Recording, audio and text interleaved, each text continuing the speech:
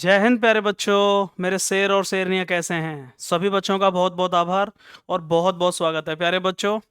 100 most important mock test series English for the intake first 2027 का अगला जो round है, अगला जो टेस्ट है वो है 4 मॉडल पेपर 4 इंग्लिश में। 20 में से 20th आपको लाना है, तो इस मॉक टेस्ट सीरीज को फॉलो करना होगा, क्योंकि पेपर का जो पैटर्न है, मॉक टेस्ट का जो पैटर्न है वो बिल्कुल एग्जाम ओरिएंटेड पैटर्न है प्यारे बच्चे। ठीक है, 100 most important mock test series में इसकी पीडीएफ मैंने टेलीग्राम पर ऑलरेडी सेंड कर दी है।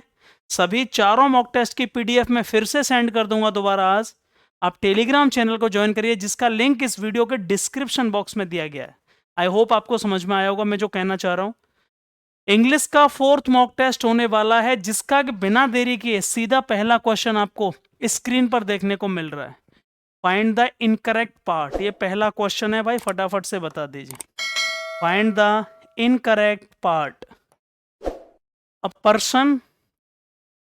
Person I met in the theatre was the playwright himself. प्यारे बच्चों, बहुत अच्छा क्वेश्चन है। स्पॉटिंग एरर बतानी है, ए पार्ट में है, बी पार्ट में है, सी पार्ट में है या डी पार्ट में है। ठीक है, बहुत सारे बच्चे कहेंगे कि सर मुझे यहाँ गलती लग रही है, बहुत कहेंगे मुझे इसमें। फटाफट से बताओ।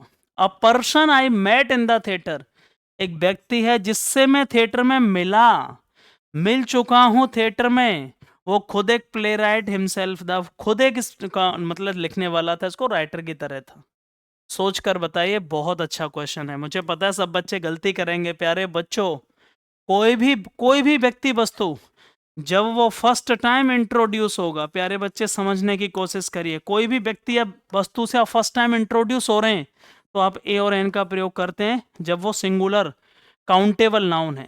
फर्स्ट टाइम मिल रहे हैं, मैं कहूं आई मेट अ मैन, समझना, आई मेट अ पर्सन, ये बिल्कुल ठीक है, सही है। यहां पे मैं एक व्यक्ति से मिला, लेकिन ये वो व्यक्ति है जिससे मैं थिएटर में मिल चुका हूं। तो प्यारे बच्चे, जब ऑलरेडी हम किसी से ऑलरेडी वो इंट्रोड्यूस्ड है, कोई भी वस्तु कोई भी व्यक्ति ऑलरेडी इंट्रोड्यूस्ड है, तो उससे पहले आने वाला आर्टिकल ए होगा या द होगा। तो यहां पर हम क्या लगाएंगे? A person I met in the theatre या द पर्सन आई मेट। 100% यहां द आएगा, और इसी पार्ट में गलती है, इसलिए इसका आंसर हुआ प्यारे बच्चे A is the right answer. Next question screen पर आपके सामने, बहुत अच्छा क्वेश्चन। उसके कामों से हेड बहुत दर्द और कष्ट मिले, किसको? हजारों लोगों को। उसके कामों ने या उसके मतलब कर्मों ने या उसकी घटनाओं ने या उसके फिर जो जो वो कर रहा है, उससे बहुत लोगों को दर्द और कष्ट झेलने पड़े। बहुत अच्छा क्वेश्चन है। मुझे पता है आप लोग आंख बंद करके क्या लगाओगे, या तो आप कहोगे इम्पोज्ड, या फिर आप कुछ और कह सकते हो। बात बिल्कुल सही थी। अफेक्ट तो क्यों नहीं आ गया? किसी को प्रभावित करना पॉजिटिव सेंस में, देखो उसके कामों से किसी को आहत हुआ है, लेकिन अफेक्ट आता है किसी को इन्फ्लुएंस करना पॉजिटिवली, किसी को प्रभावित करना, मतलब एक पॉजिटिव सेंस में यूज किया जाता है, इसलिए अफेक्ट तो हो नहीं सकता। जैसे मैं कहूं कि आई अफेक्ट ऑन द सोसाइटी, ठीक है ना। अफेक्टेड का यहां सेंस नहीं होगा। इम्पोज माने होता है किसी चीज को जबरदस्ती किसी पर उड़ेलना, या तो पॉजिटिव वे में थोपना। आपने हिंदी एक सुनी होगी, थोपना। सेंस को देखो यहां क्या अर्थ निकल रहा है, उसके कामों से बहुत लोगों को दुख और दर्द झेलने पड़े। बिल्कुल एकदम सही है। इम्पोज का मतलब होता है किसी पर थोपना, किसी पर जबरदस्ती डाल देना, उड़ेलना। इम्पोज आंसर हो सकता था, लेकिन इससे ज्यादा एक्यूरेट आंसर क्या है? Inflicted is the right answer, क्योंकि इन्फ्लिक्ट का मतलब ही होता है जो भी किसी को झेलना पड़ रहा है। और झेलना किस सेंस में? पॉजिटिव या नेगेटिव? नेगेटिव सेंस में।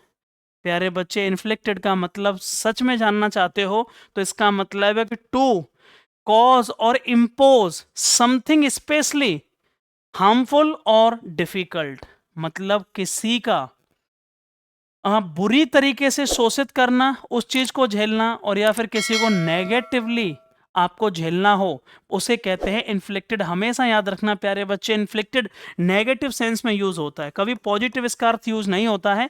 इसका मतलब होता है झेलना, उसके कामों से बहुत सारे लोगों को दर्द और कष्ट झेलने पड़े, तो यहाँ inflicted is the right answer. Sir diploid भी नहीं होगा, डिप्लोड नहीं होगा। डिप्लोड का मतलब क्या होता है प्यारे बच्चे? किसी चीज का बहिष्कार करना। आपने टू अपोज स्ट्रांगली, किसी चीज का विरोध करना बहुत ही ताकत के साथ में, कहते ना सर मैं इस चीज का बिल्कुल पूरी ताकत के साथ, पूरे मतलब मन के साथ विरोध करूंगा। To oppose something strongly, to oppose something strongly, किसी चीज के पक्ष में होना कि विपक्ष में होना, किसी चीज के विपक्ष में होना। To oppose something very strongly, opponently, ठीक है ना। तो यहां आंसर क्या आएगा, हिज एक्शन हैज, यदि इन्फ्लिक्टेड नहीं होता सब तो हम इम्पोज लगाते, बिल्कुल सही आता, याद रखना, इसलिए आंसर होगा इन्फ्लिक्टेड। तीसरा क्वेश्चन स्क्रीन पर आपके सामने कॉमन सेंस का क्वेश्चन है। यार ऐसे क्वेश्चन भी गलत होते हैं, इसका मतलब आपको कोई सेंस ऑफ, एक कॉमन सेंस या फिर सेंस ऑफ ह्यूमर जो बोलते हैं वो है ही नहीं।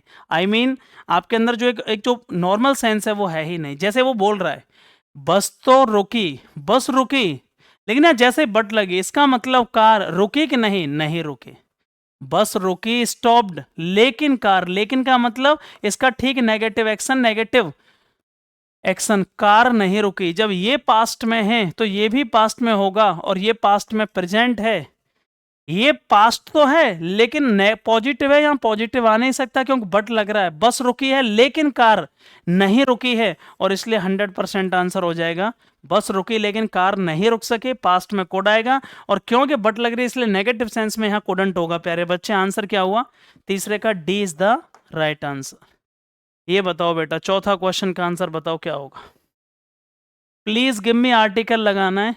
1 रुपी नोट से पहले क्या आएगा, यदि मैं इसको हिंदी में लिखूंगा 1 रुपी नोट, कोई भी वर्ड इंग्लिश में, कोई भी वर्ड जिसका प्रोनाउंसिएशन करने पर हिंदी में, और यदि वो कॉन्सोनेंट साउंड आते, प्यारे बच्चे व्यंजन की साउंड आते, वो एक व्यंजन है, कॉन्सोनेंट है, तो उससे पहले आने वाला आर्टिकल क्या होगा प्यारे बच्चे, ए होगा, ना कि एन होगा। एन आंसर नहीं होगा, ए होगा, ठीक है। तो आप क्या कहोगे, please give me the 1 rupee note, या please give me a 1 rupee note. 1 rupee note आएगा, याद रखिएगा, please give me a 1 rupee note, 100% is the right answer. ना तो एन आएगा, इम्फेसाइज नहीं किया जा रहा है इसलिए सी भी नहीं आएगा, और ये गलत हो गया। ए इज द राइट आंसर। ये बहुत अच्छा क्वेश्चन है, बहुत अच्छा। मुझे पता है अधिकतर बच्चे गलत करेंगे, इसका आंसर बताओ। चलो, ग्रामेटिकल क्वेश्चन है, तो आपने कंजंक्शन को पढ़ा होगा तो आप 100% इसको कर पाओगे। मैं आपके लिए समय दे रहा हूं, स्क्रीन को पॉज करिएगा, स्टॉप करिए, और उसके बाद इसका आंसर देखिएगा। नॉट ओनली डिड ही, आपने एक पढ़ा होगा, not only cumulative conjunction, not only but also, समझ में आ गया। बस मुझे ये देखो, ये कहाँ कहाँ इनकी जो जगह है लगने की। नॉट ओनली यहाँ हेल्पिंग वर्ब से पहले लगा हुआ है, आई मीन ऑक्सिलरी वर्ब कह लो, डिड, ठीक है। लेकिन बट आल्सो जो आ रही है, but also, sorry, but also कहाँ लगा हुआ है, ये नाउन से पहले लगा हुआ है, लीडर्स पर्सनल रिमार्क से पहले। क्या ऐसा पॉसिबल है? जितने भी नाइदर नॉर आइदर और नॉट ओनली बट आल्सो, जितने भी कॉम्युलेटिव या कंबाइंड कंजंक्शन है, हमेशा याद रखना वो सेम पार्ट ऑफ स्पीच से पहले ही यूज किए जाएंगे। यहां नॉट ओनली हेल्पिंग वर्ब से पहले है, और यहां but also leaders personal remark जो कि एक नाउन है उससे पहले है। यह एक गलती हो गई है, पार्टीज पॉलिसीज में लिख लेना, ठीक है, POLICI, पार्टीज पॉलिसीज। ना केवल उसने पार्टी की नीतियों का विरोध किया, आलोचना की, बल्कि उसने जो नेताओं के अपने पर्सनल जो कमेंट बाजी थी, रिमार्क थे, उनकी भी अवहेलना या बुराई करी। प्यारे बच्चे बहुत अच्छा क्वेश्चन है, समझने की कोशिश करो। ये पास्ट में बन रहा है, ठीक है, समझ में आ रहा है, लेकिन ये सही क्या होना चाहिए था। नॉट ओनली को हम हेल्पिंग वर्ब से पहले नहीं लगाएंगे क्योंकि यहाँ दो नाउन है, एक है पार्टीज पॉलिसीज, पार्टी पॉलिसीज, और दूसरी है लीडर्स पर्सनल रिमार्क। उस व्यक्ति ने ना केवल क्रिटिसाइज किया, पास्ट में sentence, he criticize not only पहुंच जाएगा पार्टीज पॉलिसीज से पहले। ही क्रिटिसाइज्ड, इसको सिंपल बना देंगे, not only the party policies but also the leaders personal remark. Not only को भी नाउन से पहले लगाएंगे, बट आल्सो नाउन से पहले लगा हुआ है, और इसलिए 100% इसका सही बेस्ट रिप्लेसमेंट क्या होगा, ये होगा ही criticised not only the parties policies but also the leaders personal remark. Clear हुआ या नहीं हुआ? अगला क्वेश्चन स्क्रीन पर सामने है, छठवां, बहुत अच्छा क्वेश्चन है। One who does a thing, कोई भी व्यक्ति जो करता है फॉर प्लेजर, केवल खुशी और मजे के लिए, नॉट एज अ प्रोफेशन। भाई तुम गांव में क्रिकेट खेलते हो प्यारे बच्चे, लेकिन किस लिए खेलते हो? क्या तुम इसे प्रोफेशनली अपनाना चाहते हो? बहुत कम लोग होते हैं। केवल तुम शाम को एंजॉयमेंट के लिए खेलते हो, चलो यार बढ़िया, कोई दिक्कत नहीं है। तुम साइकिल चलाना सीखते हो प्लेजर के लिए, तुम्हारा शौक नहीं है कि मुझे साइकिलिंग करनी है, ठीक है? तुम स्विमिंग करते हो मजे के लिए, क्योंकि तुम्हारा ऐसा नहीं कि प्रोफेशनल मुझे स्विमर बनना है। इसका मतलब क्या हुआ? वो सब चीजें जो केवल वो व्यक्ति क्या है जो केवल चीजों को थोड़ी बहुत खुशी पाने के लिए करता है, ना कि प्रॉपर पूरे मन से उसमें गोल या उसमें लक्ष्य बनाने की कोशिश करता है, उसको अमेच्योर कहा जाता है। अब मैच्योर कहते हैं ना, ये अमेच्योर है अभी पूरी तरह से मैच्योर। नोविस कौन होता है? नोविस माने, लिख लेना, विदाउट एक्सपीरियंस्ड। नो से किया, विदाउट एक्सपीरियंस, जिसको कोई भी अनुभव नहीं है। नोविस है मतलब बिगिनर कह लो आप, किसी काम में शुरुआत करने वाला बिगिनर एकदम, उसको नोविस कहा जाता है। एथलीट होता है जो स्पोर्ट्स वगैरह में खेलता है। एथलीट क्यों नहीं हो सकता है इसका आंसर? वो प्रोफेशनल भी हो सकता है और अमेच्योर भी हो सकता है, इसलिए इसको नहीं कर सकते। प्रोफेशनल कौन होता है? जो किसी काम को ऐसे नहीं करता मजे के लिए, या तो वो गोल में करता है या फिर वो कैरियर की तरह उसको कैरियर बनाता है अपना, उसको प्रोफेशनल व्यक्ति कहते हैं। तो जो मजे मजे में चीजों को करे, सीरियस ना होकर, उसको अमेच्योर कहा जाता है, ठीक है? D is the right answer. Clear हुआ कि नहीं? कोई डाउट? 7वां क्वेश्चन बताओ भाई। बहुत सिंपल है, कॉमन सेंस का ही क्वेश्चन समझ लो। कॉमन नहीं तो आप समझ लो, यदि आपने बेसिक प्रोनाउन पढ़े हुए हैं तो कर लोगे। एक स्टूडेंट है जिसकी किताब के बारे में बात हो रही है। सपोज करो किसी से किसी का रिलेशन बताया जाए, आपको पता होगा, किसी से किसी का रिलेशन या फिर पजेशन बताया जाए। पजेशन मतलब या तो अधिकार या फिर जुड़ाव। ये स्टूडेंट है और उसकी बुक है, इन दोनों में आपस में संबंध बताने के लिए क्या हम दैट लगाएंगे? नहीं प्यारे बच्चे, यार पजेशन बताया जा रहा है, ये बुक है और ये इस स्टूडेंट की है, तो पजेशन के लिए आने वाला पजेसिव एडजेक्टिव या फिर कह लो आप रिलेटिव प्रोनाउन, वो क्या होता है? वो होता है हुज भैया, पजेशन के लिए। ठीक है, यही वो व्यक्ति है जिसका घर अभी फोड़ दिया गया है, डेमोलिश कर दिया गया गवर्नमेंट ऑफ इंडिया के द्वारा। तो this is the person whose house has been demolished by the government of India. Relationship या पोजेशन बताने के लिए ना तो विच लगाएंगे ना हिज आएगा।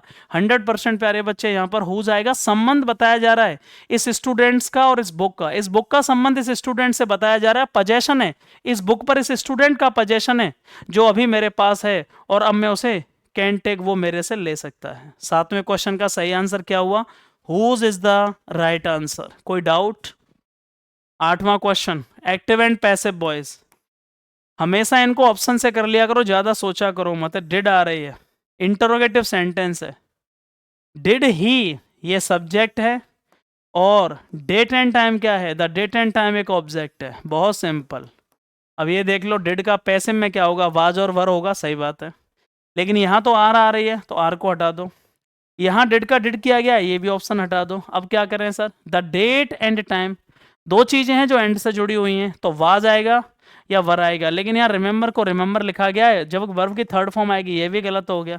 बिना पढ़े आप कर सकते हैं, वर आ गया इंट्रोगेटिव, ऑब्जेक्ट को उठा के सब्जेक्ट बना दिया गया, वर्ब की थर्ड फॉर्म लगा दी गई रिमेंबर्ड, और बाई प्लस के सब्जेक्ट लगा दिया गया। C is the right answer. Were the date and time remembered by him. अगला क्वेश्चन, आइडेंटिफाई द उल्टा ऑफ द गिवन वर्ड। स्नोन एंटोनिम्स बताना है, अपोजिट भाई।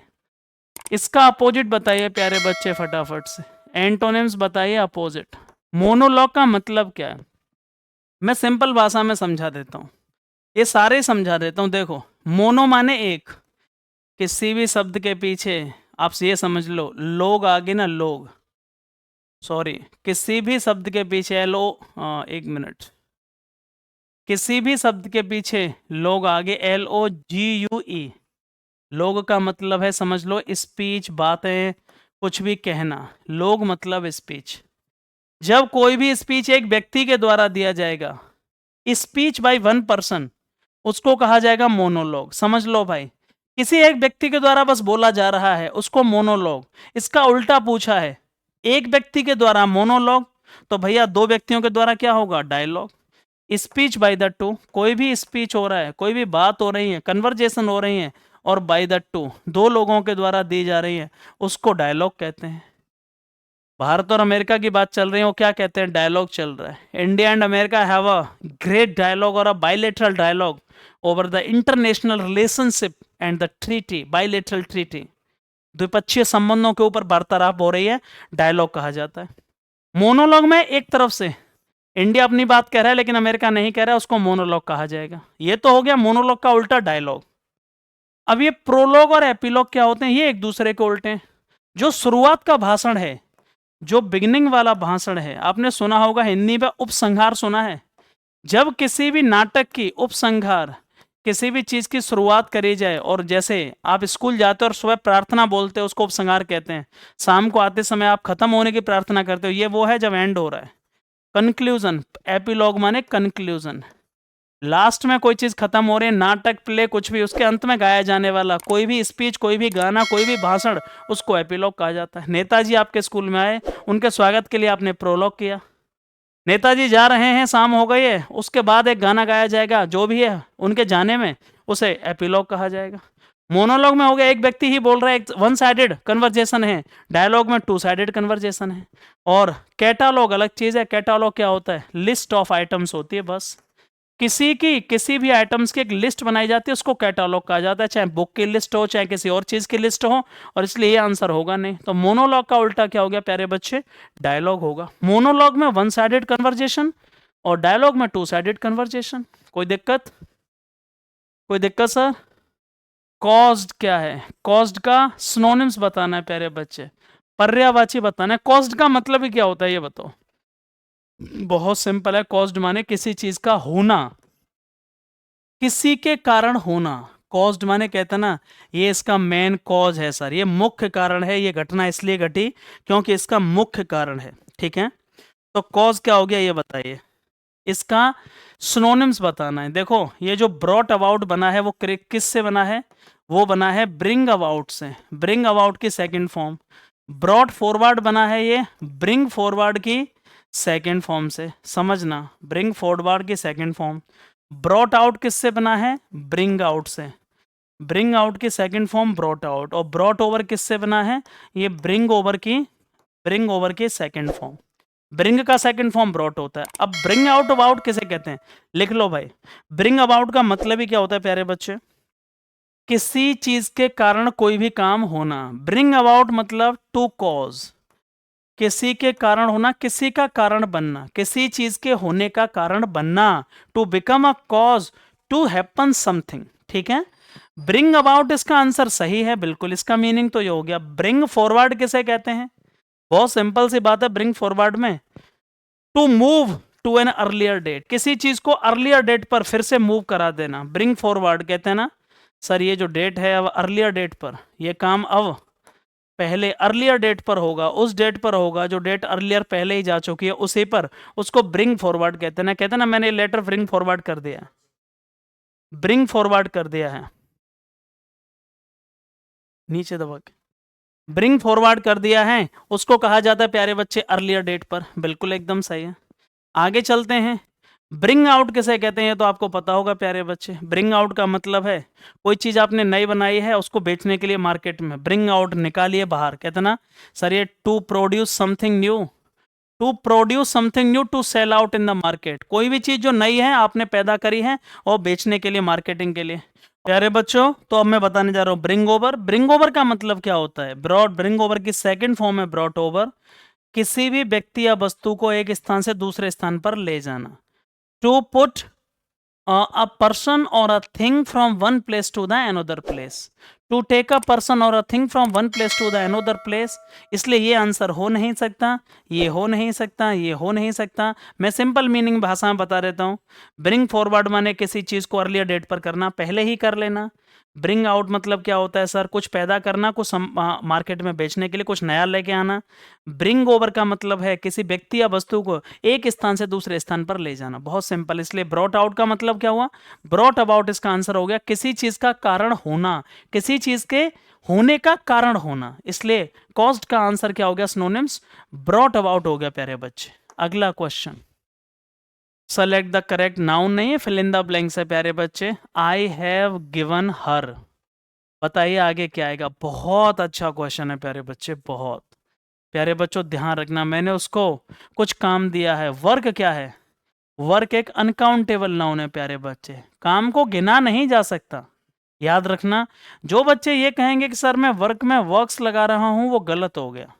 अरे भाई, the plural of uncountable noun can not be made by adding s और es to the countable, to the uncountable और टू द सिंगुलर फॉर्म। भाई तुमने कभी मिल्क का प्लूरल कभी सुना है क्या? मिल्क्स हो सकता है, नहीं ना। आप ये थोड़ी कहोगे कि मुझे थोड़ा दूध चाहिए तो आप कह दोगे सम मिल्क्स। इसलिए जो सम वर्क्स कह रहे हैं वो तो बिल्कुल गलत हो गया। अनकाउंटेबल नाउन है, जब अनकाउंटेबल नाउन है तो उनसे पहले कोई आर्टिकल भी नहीं आ सकता, ए एन था, काम को गिना ही नहीं जा सकता, इसलिए ए भी हट गया, ए वर्क्स नहीं होगा। सर ये बताइए फिर क्या मैनी वर्क्स हो सकता है? अरे भाई जब काम को हम गिन ही नहीं सकते, मैनी एक ऐसा एडजेक्टिव ऑफ नंबर है, संख्यावाचक विशेषण है, उसके बाद आने वाली नाउन हमेशा काउंटेबल होगी। अरे भाई मैनी टॉयज हो सकते हैं क्योंकि हम टॉयज को गिन सकते हैं। भाई मैनी बॉयज हो सकते हैं क्योंकि हम बॉयज को गिन सकते हैं। मैनी गर्लफ्रेंड हो सकती हैं क्योंकि उनको हम गिन सकते हैं। मैनी वर्क्स कैसे हो सकता है? इसलिए ये भी आंसर हो गया। तो क्या हुआ? तो इनका प्लूरल कैसे बनता है? भाई आपसे कोई पूछे कि मुझे थोड़ा सा काम है तो आप कहोगे अ पीस ऑफ वर्क, और कोई आपसे ये कहे मुझे बहुत ज़्यादा काम है तो आप कहोगे many pieces of work, many pieces of work. अब ये वो जो वर्क है ना, इसका ये प्लूरल सिंगुलर तो ये हो गया अ पीस ऑफ वर्क, और ये हो गया plural many pieces of work. इसलिए आंसर क्या हुआ? मैंने उसे थोड़ा सा काम दिया है, I have given her a piece of work, इसलिए A is the right answer 100%। कोई डाउट? अगला question, we have been living in this house, हम इस घर में रह रहे हैं 1965 से। अरे बहुत सिंपल है यार, एक निश्चित समय की बात की जा रही है, एक पॉइंट ऑफ टाइम की बात हो रही है प्यारे बच्चे, पॉइंट ऑफ टाइम की बात हो रही है। उसके लिए हम सिंस लगाते हैं यार। पीरियड ऑफ टाइम की बात होती है, पीरियड ऑफ टाइम, मैं 10 साल से इस घर में रह रहा हूं तो मैं 4 लगाता है, FOR। बहुत सिंपल है। 1965 एक निश्चित टाइम है, एक ही बार आया हुआ है, इसलिए सिंस।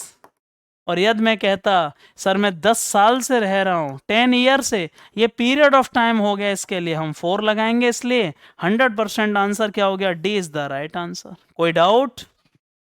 अगला क्वेश्चन, बहुत अच्छा क्वेश्चन है लेकिन बहुत सिंपल भी है, देखने में टफ लग रहा है, पता नहीं क्या क्या लिखा हुआ है। यदि आपने एक मॉडल वर्ब पढ़ी हो, ट्रेवलर माने यात्रियों को अपने रिजर्वेशन के बारे में पता चल गया था, पहले ही पता चल गया एडवांस में, यदि वो want to travel during the Diwali holidays. बिल्कुल सही है, दिवाली की छुट्टियों में यदि वो ट्रेवल करना चाहते हैं तो उन्हें अपना रिजर्वेशन एडवांस में ही कराना पड़ेगा। ये यात्रियों को पहले ही पता चल गया था, ट्रेवलर्स को अपना रिजर्वेशन एडवांस में रखना पड़ेगा क्योंकि दिवाली की छुट्टियों में भीड़ होने वाली है, उन्हें पता चल गया था। If they want to travel during the Diwali's holidays. आंख बंद करके एक बहुत अच्छी बात बता रहा हूं, कभी भी आपको हेड बेटर दिख जाए, कहीं भी हेड बेटर ये मॉडल है, तो इसके साथ आने वाली वर्ब का हमेशा बेस फॉर्म यूज किया जाएगा। बेस फॉर्म मतलब वर्ब की फर्स्ट फॉर्म, बस ये मॉडल समझ लीजिए। ट्रेवलर हैज बेटर कुछ होता ही नहीं है, इसलिए ये आंसर हो नहीं सकता। हेड टू गेट बेटर नहीं होगा क्योंकि हेड टू के बाद में ये सेंस बनेगा नहीं। हेड बेटर प्लस के वर्ब की फर्स्ट फॉर्म, ये आंख बंद करके आपको नहीं समझ में आए, हेड बेटर की सेकंड फॉर्म नहीं आती, बेस फॉर्म आती है। ये प्रॉपर एक कॉम्बिनेशन है, हेड बेटर प्लस के वर्ब की फर्स्ट फॉर्म, ये एक मॉडल ऑक्सिलरी वर्ब है, समझ लीजिए आप। हेड बेटर प्लस वर्ब की फर्स्ट फॉर्म, ना यहाँ हैज बेटर हो सकता ना यहाँ हैव हो सकता, हेड बेटर प्लस वर्ब की फर्स्ट फॉर्म, और इसलिए आंसर लिख लीजिए, B is the right answer. कोई डाउट? 100% ठीक है। माई फादर हैज, बहुत सिंपल है, मेरे पिताजी काम से घर पर लौटे हैं। कब लौटे हैं? ये प्रेजेंट परफेक्ट टेंस, और प्रेजेंट परफेक्ट में जनरली आपने देखा होगा नेवर तो यहाँ यूज होगा ही नहीं क्योंकि प्रेजेंट इंडेफिनेट नहीं है, सेंस में यूज होगा नहीं। नाउ, अभी लौटे हैं, ये भी प्रेजेंट में नहीं है। कभी भी किसी चीज़ को जो प्रेजेंट परफेक्ट में है, याद रखिएगा, मैं ये बता देता हूँ, कुछ ऐसे वर्ड होते हैं जो जब भी यूज किए जाएंगे किसी सेंटेंस में, जैसे ऑलरेडी, ठीक है ना, रिसेंटली, RECENTLY, आगे जस्ट हो गया, जस्ट, ये हमेशा प्रेजेंट परफेक्ट को दिखाते हैं। मेरे पिताजी काम से अभी अभी घर पे लौटे हैं, 100% यहाँ पे क्या आ जाएगा? Just return home from the work, ठीक है ना। इसलिए प्रेजेंट परफेक्ट जो रिसेंटली अभी अभी काम हुआ है उसके बारे में शो करते हैं सेंस के। अब ये क्वेश्चन कैसे हुआ, ऐसा नहीं कि इसमें दिमाग है, इसमें एक कॉमन सेंस है। यदि आपने सेंटेंस के सेंस को समझ लिया तो फिर आप कर पाओगे कि यार यहाँ जस्ट की अनुपस्थिति है। Clear, B is the right answer. अगला क्वेश्चन, उसने अपने प्यार को बाय कह दिया, अलविदा बोल दिया प्यार को, ठीक है ना। ये इनडायरेक्ट स्पीच है, उसको डायरेक्ट बनाना है, इसे इनडायरेक्ट मत समझ लेना। उसने अपने प्यार को गुड बाय कह दिया, ठीक है। इसका इनडायरेक्ट, ये इनडायरेक्ट, इसको डायरेक्ट बनाना है तो सैड आनी है। बहुत दुख की बात है जिन्होंने ये आंसर लगाया। डायरेक्ट से इनडायरेक्ट बनाते समय विस यूज किया जाता है, ना कि इनडायरेक्ट से डायरेक्ट। ये दोनों ऑप्शन हटा दो। एक्सक्लेम्ड कभी डायरेक्ट स्पीच में नहीं आ सकते, याद रखना। डायरेक्ट से जब इनडायरेक्ट बनाएंगे और उसमें कोई एक्सक्लेमेटरी सेंस है तो हम एक्सक्लेम्ड वर्ब को लगाएंगे, इसलिए डायरेक्ट में तो ये वर्ब यूज हो ही नहीं सकते। आप किसी को विश कर रहे हो गुड मॉर्निंग, तब हम इनडायरेक्ट में विश लगाएंगे। अब यहाँ सैड आ रही है, यहाँ भी गुड बाय, लेकिन माई लव कहाँ चला गया, यहाँ सैड आ रही है, गुड बाय और माई लव चेंज हो जाएगा हिज लव में, इसलिए D is the right answer. His love change हो गया माई लव में, गुड बाय कहा और बेड मतलब सैड, बेड का मतलब उसको आभार व्यक्त किया, विदाई दे। He said good bye my love. 16वां question, find out the correctly spelled word, बताओ जल्दी।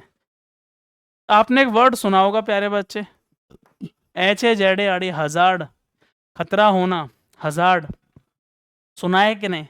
हजार्ड एक वर्ब भी है, नाउन की तरह भी ट्रीट होता है। खतरा होना, नुकसान होना, इसका एडजेक्टिव होता है एक हजार्डस, HAZARDOUS। बहुत सिंपल है, यही इसकी सही स्पेलिंग है। हजार्डस OUS आ रहा है, एडजेक्टिव है, लिख लेना, यही इसकी सही स्पेलिंग है। बाकी स्पेलिंग तीनों गलत हैं प्यारे बच्चे, hazardous is the right answer.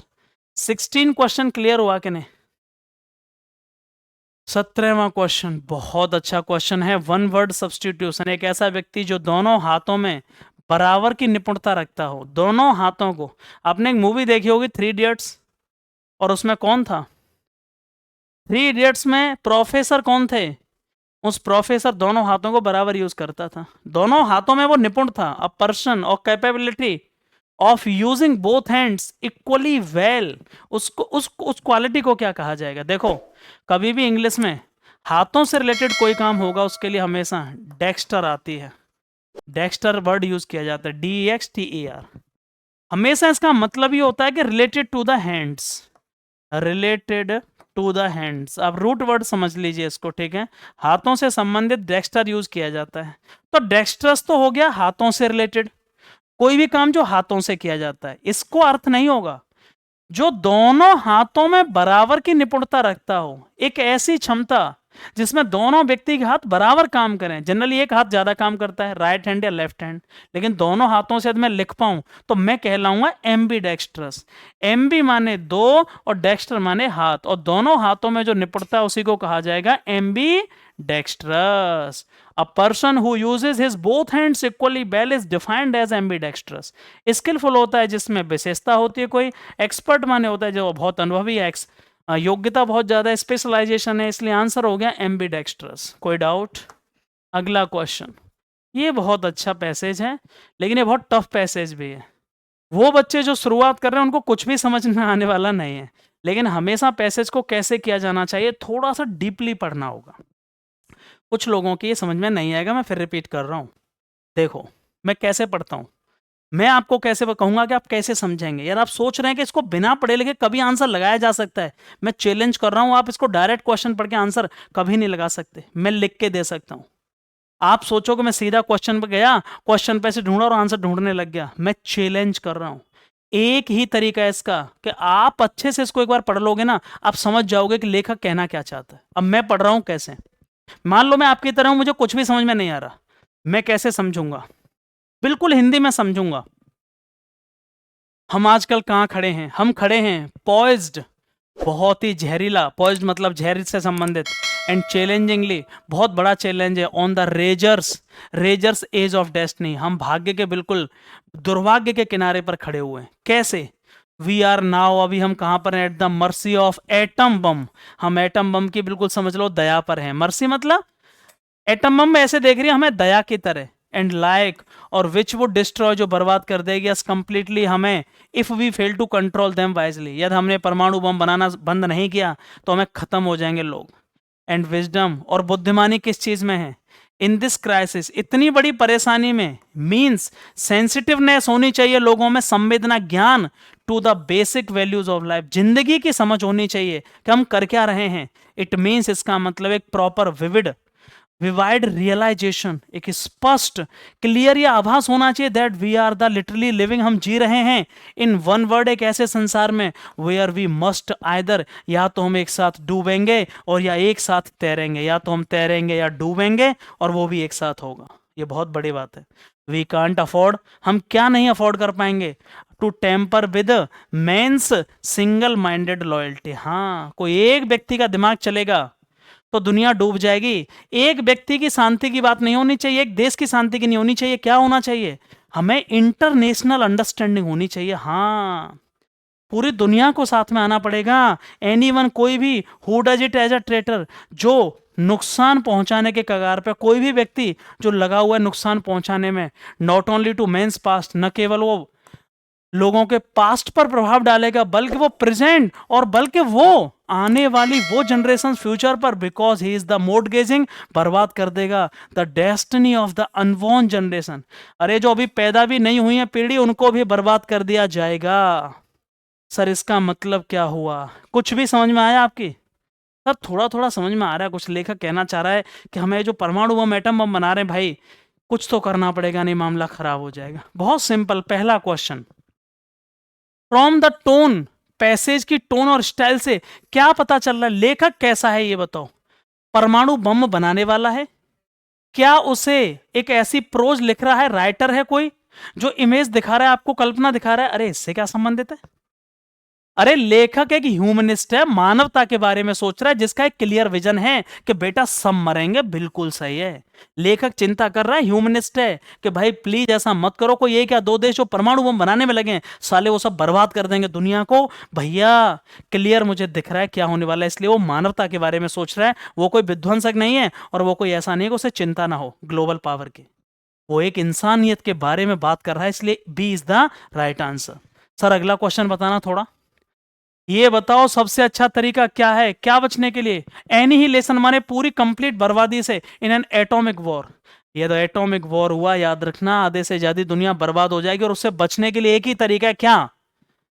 कोई एक आदमी काम करेगा, ज्यादा वेपन बनाए जाएं? अरे पागल हो गया क्या? धर्म की तरफ मुड़ जाएं? अरे धर्म क्या करेगा?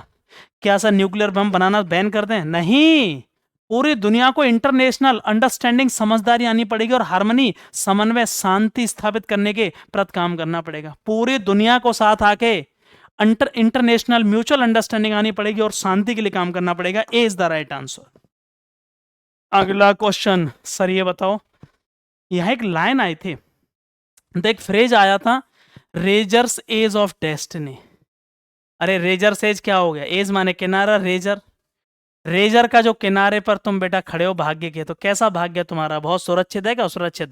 अरे बर्बाद होने के, नदी के, समुद्र के किनारे पर तुम खड़े हो, तो क्या तुम्हें लग रहा बच पाओगे? अरे ले डूबेगा तुम्हें समुद्र की लहरें। इसका मतलब हुआ कि क्या कोई ये एनिग्मा की तरह है? अरे बेवकूफो, ये क्रिटिकल सिचुएशन हो गई।